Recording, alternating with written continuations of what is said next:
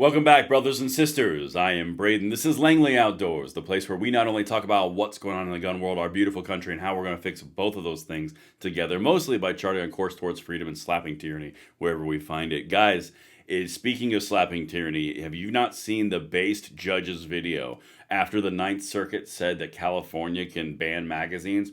This judge eviscerated his peers and laid out a pretty dang good case for why that ruling is stupid, which sets it up for the SCOTUS. Guys, this is going to be one you're going to want to send out because I want more judges like this one, particularly with AK-47s on the wall in his chambers. Let's freaking go. There's a link in the description for everything, of course. Make sure you hit that like button, subscribe to the channel, turn the notification bell on.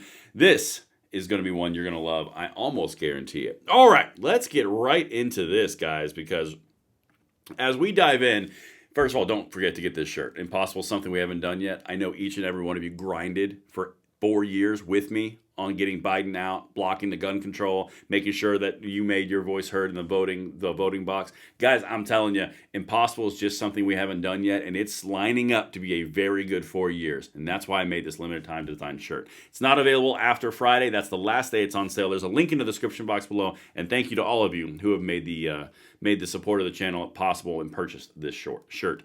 All right, so let's get into this, guys. I am so amped to walk through this video with you, and if you want to watch the entire 18-minute video of one judge eviscerating the other judges, it's in the description box below. Let's dive right in. I got to adjust this a little bit. There we go. So this is one of the judges from the Ninth Circuit Court after the whole the Bonta versus Duncan, which is a magazine ban case, just got released. Listen to this. Hi, I'm Judge VanDyke, and welcome to my chambers. I'm making this video as part of my opinion in the Duncan v. Bonta case. In this case, the state of California made the argument, which the majority has now accepted, that a magazine holding more than 10 rounds is just an accessory, not an arm protected by the Second Amendment's right of the people to keep and bear arms. All right, now, of course, if you're not familiar, that just means that they can ban it. Basic principle. I think anyone with a basic familiarity with firearms could show you that this attempted distinction is simply inconsistent with reality. I alluded to this during oral argument when I asked California's counsel about the balance of the test that it proposed for what qualifies as an arm protected by the Second Amendment. Let's go to that exchange now.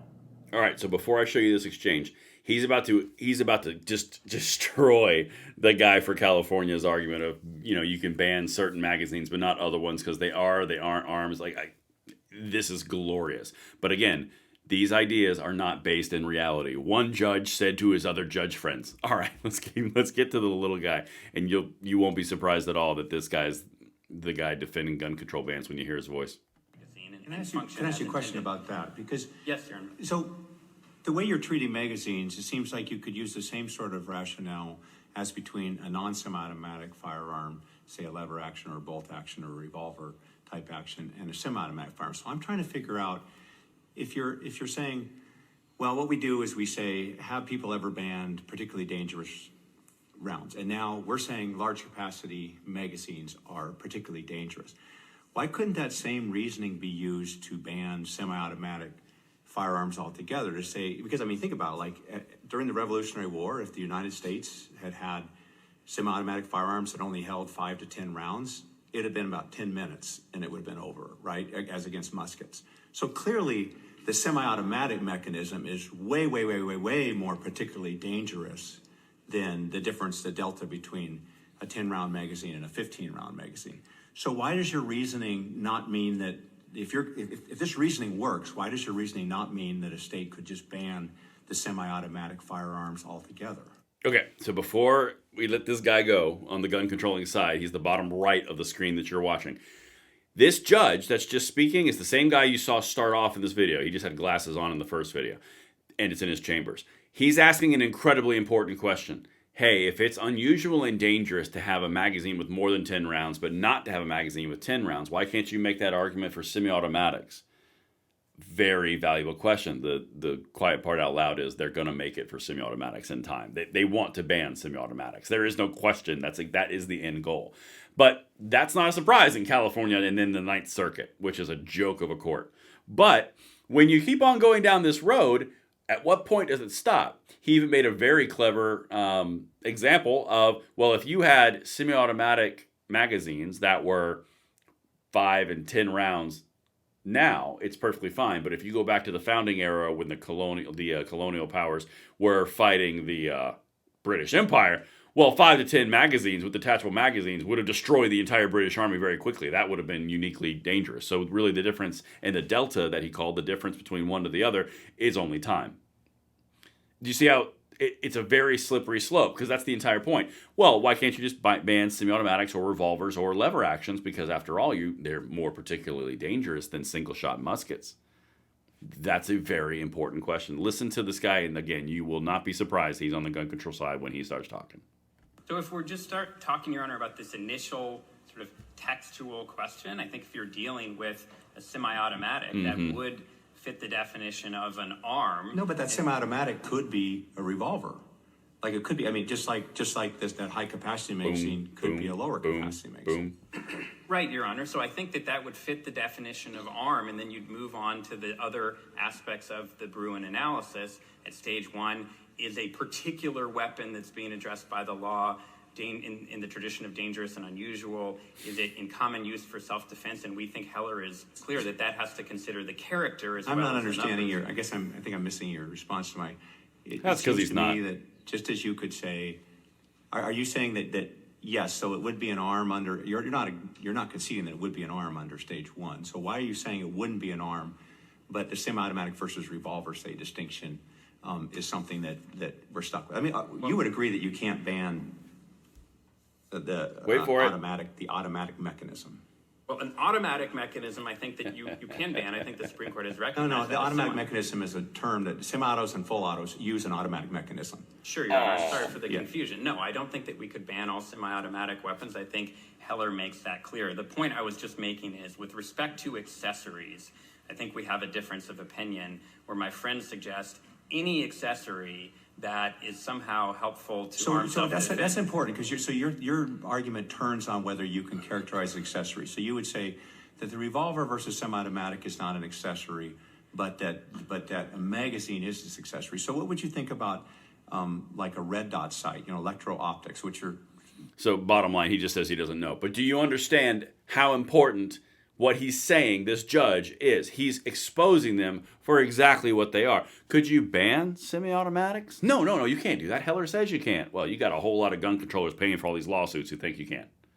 That's the entire point. They are all going down this road of we're going to eventually piecemeal this through California to get all the gun control we want. Because this entire thing ends up with them banning magazines, confirming the constitutionality of banning magazines with over 10 rounds. It's idiotic, but it sets up a SCOTUS fight. But anyway, let me jump right to the end here because this part starts at 7. Let's do this right when he's back in chambers. Then we'll jump to 7 minutes. Okay. Here we go. Including both California's counsel and my colleagues in the majority in this case, lack the basic familiarity with firearms to understand the inherent shortcomings and obvious inadmissibility of the test that California was proposing, and which the majority in this case has now adopted. I originally planned to explain all of this in writing, in my opinion, and why the argument doesn't make sense, but it occurred to me that in this instance, showing is much more effective than telling. Okay, so he's basically saying, hey, yeah, California doesn't know what they're talking about. The other judges in my room don't know what we're talking about. No one knows what they're talking about, and they just made this error of a judgment because they're idiots. If you see my AK-47 behind me. But now he's going to show you something very important about the actual guns when he shows in disassembly. This is an important part, right around 7 minutes, okay? And it's all linked if you want to watch the whole video. A semi-automatic firearm.